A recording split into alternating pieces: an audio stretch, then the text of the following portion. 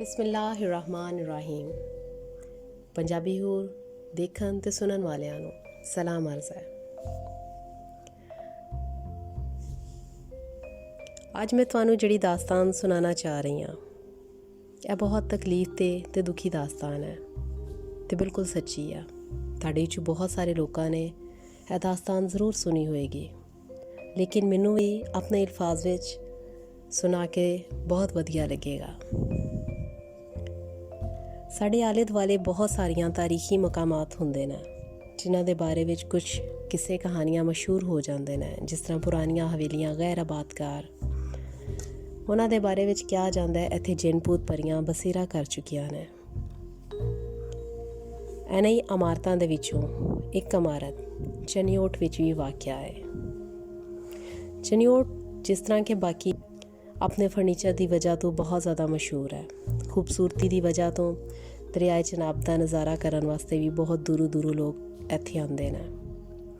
ਇਸੇ ਤਰ੍ਹਾਂ ਇੱਥੋਂ ਦਾ ਮਹਿਲ ਚਨਿਓਟ ਦਾ ਤਾਜ ਮਹਿਲ ਦੇਖਣ ਵਾਸਤੇ ਵੀ ਦੁਨੀਆ ਭਰ ਤੋਂ ਲੋਕ ਇੱਥੇ ਆਉਂਦੇ ਨੇ। ਉਮਰ ਹਯਾਤ ਦਾ ਮਹਿਲ 20ਵੀਂ ਸਦੀ ਦੇ ਸ਼ੁਰੂ ਵਿੱਚ ਚਨਿਓਟ ਵਿੱਚ ਬਣਨ ਵਾਲੀ ਇੱਕ ਲੱਕੜੀ ਦੀ ਖੂਬਸੂਰਤ ਹਵੇਲੀ, ਜਿਹਨੂੰ ਉਮਰ ਹਯਾਤ ਦੇ ਮਹਿਲ ਦੇ ਨਾਮ ਤੋਂ ਯਾਦ ਕੀਤਾ ਜਾਂਦਾ ਹੈ। ਇਹਨੂੰ ਚਨਿਓਟ ਦਾ ਤਾਜ ਮਹਿਲ ਵੀ ਕਿਹਾ ਜਾਂਦਾ ਹੈ। ਸ਼ੇਖ ਉਮਰ ਹਯਾਤ ਨੇ ਇਹਨੂੰ ਆਪਣੇ ਪੁੱਤਰ ਵਾਸਤੇ ਬਣਵਾਇਆ ਸੀ, ਜਿਹਦਾ ਨਾਮ ਗੁਲਜ਼ਾਰ ਸ਼ੇਖ ਸੀ। ਇਸ ਵਜ੍ਹਾ ਤੋਂ ਇਹਨੂੰ ਗੁਲਜ਼ਾਰ ਮੰਜ਼ਿਲ ਦੇ ਨਾਮ ਤੋਂ ਵੀ ਯਾਦ ਕੀਤਾ ਜਾਂਦਾ ਹੈ। ਸ਼ੇਖ ਉਮਰ ਹਯਾਤ ਚਨਿਓਟ ਦੇ ਰਹਾਇਸ਼ੀ ਸੀ। ਇਹਨਾਂ ਨੂੰ ਇੱਕ ਕੁੜੀ ਪਸੰਦ ਆ ਗਈ ਜਿਹਦੇ ਨਾਲ ਉਹ ਸ਼ਾਦੀ ਕਰਨਾ ਚਾਹੁੰਦੇ ਸੀ, ਪਰ ਉਹ ਖਾਨਦਾਨ ਦੇ ਲੋਕਾਂ ਨੂੰ ਇੱਕ ਅੱਖ ਨਹੀਂ ਭਾਉਂਦੀ ਸੀ। ਉਮਰ ਹਯਾਤ ਉਹਦੇ ਬਗੈਰ ਇੱਕ ਪਲ ਰਹਿ ਨਹੀਂ ਸੀ ਸਕਦੇ।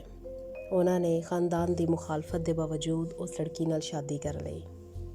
ਮੁਖਾਲਫਤ ਨੂੰ ਦੇਖਦਿਆਂ ਹੋਇਆਂ ਉਹ ਆਪਣੀ ਬੀਵੀ ਨੂੰ ਨਾਲ ਲੈ ਕੇ ਕਲਕੱਤਾ ਸ਼ਿਫਟ ਹੋ ਗਏ। 1920 ਵਿੱਚ ਸ਼ੇਖ ਉਮਰ ਹਯਾਤ ਦੇ ਘਰ ਇੱਕ ਖੂਬਸੂਰਤ ਪੁੱਤਰ ਦੀ ਪੈਦਾਇਸ਼ ਹੋਈ। ਉਹਨਾਂ ਨੂੰ ਪੂਰਾ ਯਕੀਨ ਸੀ ਕਿ ਘਰ ਵਾਲਿਆਂ ਦੀ ਨਾਰਾਜ਼ਗੀ ਸਭ ਖਤਮ ਹੋ ਜਾਏਗੀ। ਉਹਨਾਂ ਨੂੰ ਪੂਰਾ ਯਕੀਨ ਸੀ ਕਿ ਇਹਨਾਂ ਦੇ ਬੇਟੇ ਨੂੰ ਦੇਖ ਕੇ ਸਾਰੇ ਘਰ ਵਾਲਿਆਂ ਦੀ ਨਾਰਾਜ਼ਗੀ ਖਤਮ ਹੋ ਜਾਏਗੀ। ਉਹ ਇਸ ਵਜ੍ਹਾ ਤੋਂ ਉਹਨਾਂ ਨੇ ਫੈਸਲਾ ਕੀਤਾ ਕਿ ਉਹ ਚਨਿਓਟ ਵਾਪਸ ਆਪਣੇ ਖਾਨਦਾਨ ਵਾਲਿਆਂ ਦੇ ਕੋਲ ਆ ਜਾਣ। ਸੋਚ ਕੇ ਚਨਿਓਟ ਵਾਪਸ ਆ ਗਏ। ਚਨਿਓਟ ਦੁਬਾਰਾ ਤੋਂ ਆਪਣਾ ਕਾਰੋਬਾਰ ਜਾਰੀ ਰੱਖਿਆ। ਫਿਰ ਉਹਨਾਂ ਨੂੰ ਖਿਆਲ ਆਇਆ ਕਿ ਆਪਣੇ ਖਾਨਦਾਨ ਵਾਸਤੇ ਇੱਕ ਇੱਥੇ ਮਹਿਲ ਤਾਮੀਰ ਕਰਨਾ ਚਾਹੀਦਾ ਹੈ। ਉਹਨਾਂ ਨੇ ਉਸ ਟਾਈਮ ਦੇ ਮਸ਼ਹੂਰ ਕਾਰੀਗਰ ਅਲਾਹੀ ਬਖਸ਼ ਸਾਹਿਬ ਨੂੰ ਇਸ ਹਵੇਲੀ ਦੀ ਤਾਮੀਰ ਵਾਸਤੇ ਮੁਕਰਰ ਕੀਤਾ, ਜਿਨ੍ਹਾਂ ਦੀ ਸ਼ੋਹਰਤ ਦੇ ਚਰਚੇ ਪੂਰੇ ਇੰਗਲੈਂਡ ਤੱਕ ਸੀ। ਇਹਨੂੰ 14 ਮੰਜ਼ਿਲਾਂ 'ਤੇ ਤਾਮੀਰ ਕੀਤਾ ਜਾ ਰਿਹਾ ਸੀ। ਤਹਿਖਾਨੇ ਸਮੇਤ 5 ਮੰਜ਼ਿਲਾਂ 'ਤੇ ਸੀ। ਮਹਿਲ ਦੀ ਖਾਸ ਗੱਲ ਇਹ ਸੀ ਕਿ ਇੱਥੇ ਹਰ ਜਦੀਦ ਤੋਂ ਜਦੀਦ ਚੀਜ਼ ਮੁਹੱਈਆ ਕੀਤੀ ਗਈ ਸੀ। ਇਸ ਮਹਿਲ ਦੇ ਸਹਿਣ ਦੇ ਵਿੱਚ ਇੱਕ ਕੂਆ ਵੀ ਬਣਵਾਇਆ ਗਿਆ ਸੀ। ਉਸ ਕੂਏ ਤੋਂ ਪਾਣੀ ਕੱਢ ਕੇ ਟੈਂਕ ਵਿੱਚ ਪਾਇਆ ਜਾਂਦਾ ਸੀ। ਉਸ ਟੈਂਕ ਤੋਂ ਪਾਣੀ ਫਿਰ ਪੂਰੇ ਘਰ ਦੇ ਵਿੱਚ ਇਸਤੇਮਾਲ ਕੀਤਾ ਜਾਂਦਾ ਸੀ, ਕਿਚਨ, ਬਾਥਰੂਮ, ਕੱਪੜੇ ਵਗੈਰਾ ਧੋਣ ਵਾਸਤੇ। ਇਸ ਮਹਿਲ ਵਿੱਚ ਸਰਦੀਆਂ ਦੇ ਇਸਤੇਮਾਲ ਵਾਸਤੇ ਇੱਕ ਗੀਜ਼ਰ ਦਾ ਇੰਤਜ਼ਾਮ ਵੀ ਕੀਤਾ ਗਿਆ ਸੀ।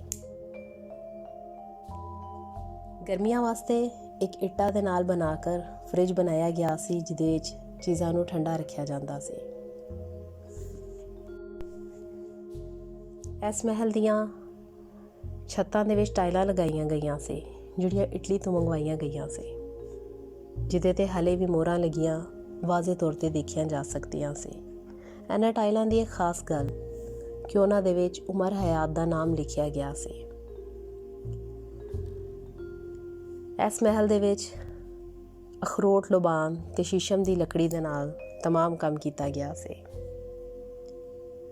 ਬਹੁਤ ਖੂਬਸੂਰਤ ਦਰਵਾਜ਼ੇ, ਖਿੜਕੀਆਂ, ਸੀੜੀਆਂ, ਬਾਲਕਨੀਆਂ ਬਣਾਈਆਂ ਗਈਆਂ ਸੀ, ਜਿਹਦੇ 'ਤੇ ਬਹੁਤ ਹੀ ਖੂਬਸੂਰਤ ਨਕਸ਼ੋ ਨਿਗਾਰ ਬਣਾਏ ਗਏ ਸੀ, ਜਿਹੜੇ ਅੱਜ ਕੱਲ੍ਹ ਦੇ ਜ਼ਮਾਨੇ ਦੀ ਲਾਗਤ ਦੇ ਹਿਸਾਬ ਨਾਲ ਦੇਖਿਆ ਜਾਏ ਤਾਂ 4 ਲੱਖ ਦਾ ਇੱਕ ਦਰਵਾਜ਼ਾ ਤਿਆਰ ਹੁੰਦਾ ਹੈ। ਉਹ ਵੀ ਬਹੁਤ ਘੱਟ ਕਾਰੀਗਰ हामी भरते हैं और दरवाज़ा तैयार करने वास्ते। उस टाइम भी ਇਹਦੀ मुकाबले की कोई होर इमारत नहीं सी तामीर हुई। ਇਹਦੀ इस इमारत की खूबसूरती का कोई सानी नहीं सी। इस खूबसूरत हवेली को तामीर करने वास्ते 13 साल का अरसा लग्या, जिहदे विच दिन रात इंतहाई मेहनत की गई। यह महल 1923 में शुरू होया, 1935 में मुकम्मल होया। ਇਹਦੀ ਤਾਮੀਰ उत्ते उस टाइम 40 लाख रुपए खर्चा आया। इस महल की तामीर तो पहले ये ऐसा की हो गया सी कि इस महल को पुरअसरार और तारीखी बना दिता गया। तामीर मुकम्मल होने तो 1 साल पहले उमर हयात का 1934 विच इंतकाल हो गया कि वह इस फानी दुनिया तो गोशाए खाक हो गए। इस तरह यह महल अपने ही बासियां का मकबरा बन गया। तामीर मुकम्मल होने के बाद फातिमा बीबी उमर हयात की बेवा अपने 2 बच्चों को लैके महल दे विच मुंतकिल हो गई। 1936 विच उमर हयात की प्यारी बेटी हसीना तपे तिकती बीमारी का शिकार होके वफात पा गई। इस महल दे विच इंतहाई सन्नाटा सी। इस सन्नाटे को ख़त्म करने वास्ते फातिमा बीबी ने अपने 18 साल के पुत्र की शादी का सोचा।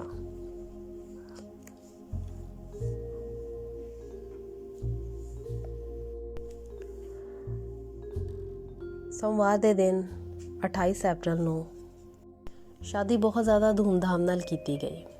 फातिमा बीबी ने ऐलान करवाया जिथे जिथे भी ढोल की आवाज़ जाए उत्थों दे सब लोगों को इस शादी दे विच शामिल होने की दावत है। तमाम रसूमात बड़े जोशो खरोश नाल मनाइया जा रही सी। सोमवार के दिन 28 फरवरी 1938 को 18 साल की उम्र विच फातिमा बीबी का इकलौता बेटा गुलजार शेख शादी की अगले ही दिन पुरअसरार तरीके नाल मौत की आगोश विच सो गया। इस तरह फातिमा बीबी का वाहिद आसरा भी अपनी माँ की गोद उजाड़ के दुनिया वैरान कर गया। बहुत ही खूबसूरत सजे कमरे विच शादी की मुसैरी मैया के फुलों के हार बन गए। एक ही रात के सफ़र ने खुशियां नूं मातम कदा बना दिता। शहनाइयां वैनां विच बदल गईयां। रोंदी चीखती तड़पती माँ ने अपने दिल के टुकड़े नूं अपने तो दूर नहीं करना चाहती सी। ऐसे वजह तो उन्होंने सहन दे विच दफन कर दिता गया। फातिमा बीबी नूं अपने बेटे की मौत तो बाद एक पल चैन ना आया। वो सदमे की वजह तो दीवानी ते पागल हो चुकी सी। गुलजार शेख की मौत को एक पुरअसरार मौत करार दे दिता गया, जिदे बारे विच हाले तक भी कोई हथबी राय कायम नहीं की गई। बाद लोगों का ख्याल है गुलजार की मौत की वजह कार्बन डाइऑक्साइड सी, जो हमाम दे विच गर्म पानी करन वास्ते सिस्टम लगाया गया सी। ਉਹਦੇ ਵਿੱਚ कोई खराबी हो गई सी। हमाम दे अंदर गैस जमा हो गई, जिसकी वजह तो गुलजार दम कुटन की वजह तो मौत की आगोश विच सो गया। गुलजार शेख की वालदा अपने बेटे की मौत का सदमा बर्दाश्त ना कर सकी तो 2 साल तो बाद वो भी इस फानी दुनिया को छड़ के अपने पुत्र कोल चली गई। ਉਹਦੀ वसीयत के हिसाब नाल फातिमा बीबी ਨੂੰ अपने पुत्र गुलजार शेख के पहलू विच दफन कर दिता गया। इस तरह फातिमा बीबी की वसीयत के हिसाब नाल जिहड़ा महल अज बिल्कुल ख़त्म हो जाना सी, वो बाकी फिर रह गया। इस तरह यह महल अपने ही मकीना वास्ते एक मकबरे की शक्ल इख्तियार कर गया। खुशियां तो रौनकां ਦੇ ਦੇਣ ਦੇ ਬਜਾਏ ਮੌਤ ਦੇ ਗਿਆ। ਅੱਜ ਵੀ ਇਸ ਮਹਿਲ ਵਿੱਚ ਮੌਤ ਰਕਸ ਕਰ ਰਹੀ ਹੈ। ਇਸ ਮਹਿਲ ਦੀ ਖੂਬਸੂਰਤੀ ਵਿੱਚ ਚੀਖ ਚੀਖ ਕੇ ਵਹਿਸ਼ਤ ਨਜ਼ਰ ਆ ਰਹੀ ਹੈ। ਐਸੇ ਵਜ੍ਹਾ ਤੋਂ ਇਸ ਦੇ ਵਾਰਸਾਂ ਨੇ ਇਸ ਮਹਿਲ ਨੂੰ ਮਨਹੂਸ ਕਰਾਰ ਦੇ ਕਰ ਛੱਡ ਦਿੱਤਾ। ਉਮਰ ਹਯਾਤ ਦੇ ਨੌਕਰ ਕੁਝ ਵਕਤ ਇੱਥੇ ਰਹਾਇਸ਼ ਰੱਖੇ ਰਹੇ। ਉਹਨਾਂ ਨੇ ਵੀ ਕੁਛ ਅਰਸੇ ਬਾਅਦ ਇਹਨੂੰ ਛੱਡ ਦਿੱਤਾ। ਫਿਰ ਇੱਥੇ ਇੱਕ ਯਤੀਮਖਾਨਾ ਬਣਾ ਦਿੱਤਾ ਗਿਆ। ਇਸ ਖੂਬਸੂਰਤ ਇਮਾਰਤ ਦੀ ਦੇਖਭਾਲ ਨਾ ਹੋਣ ਦੀ ਵਜ੍ਹਾ ਤੋਂ ਇਹਦੀਆਂ ਉੱਪਰ ਦੀਆਂ 2 ਮੰਜ਼ਿਲਾਂ ਗਿਰ ਗਈਆਂ, ਜਿਹਦੀ ਵਜ੍ਹਾ ਤੋਂ ਯਤੀਮਖਾਨੇ ਵਾਲੇ ਵੀ ਇਹਨੂੰ ਛੱਡ ਕੇ ਚਲੇ ਗਏ। ਫਿਰ ਇਸ ਮਹਿਲ ਉੱਤੇ ਕੁਛ ਮਾਛੀਆਂ ਨੇ ਕਬਜ਼ਾ ਕਰ ਲਿਆ। ਇਹ ਕਬਜ਼ਾ 1979 ਵਿੱਚ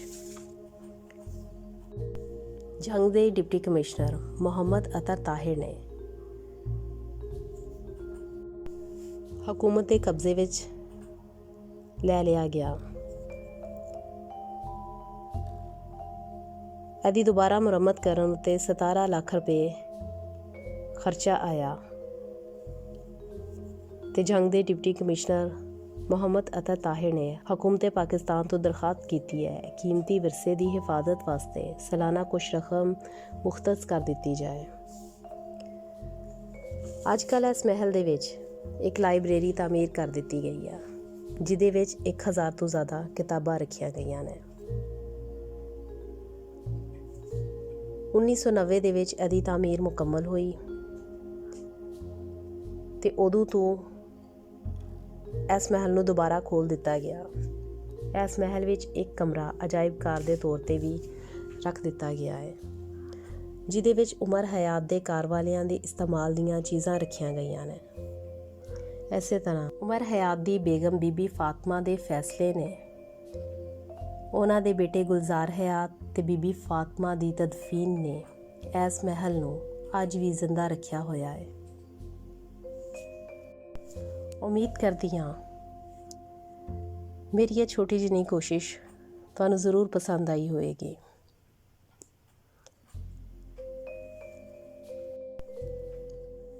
ਇਹਦੇ ਨਾਲ ਹੀ ਤੁਹਾਡੇ ਤੋਂ ਇਜਾਜ਼ਤ ਚਾਹਾਂਗੀ। ਇਜਾਜ਼ਤ ਚਾਹਣ ਤੋਂ ਪਹਿਲਾਂ ਇਸ ਚੈਨਲ ਨੂੰ ਲਾਈਕ, ਸਬਸਕ੍ਰਾਈਬ ਤੇ ਬੈਲ ਆਈਕਨ ਜ਼ਰੂਰ ਦਬਾ ਦੇਣਾ।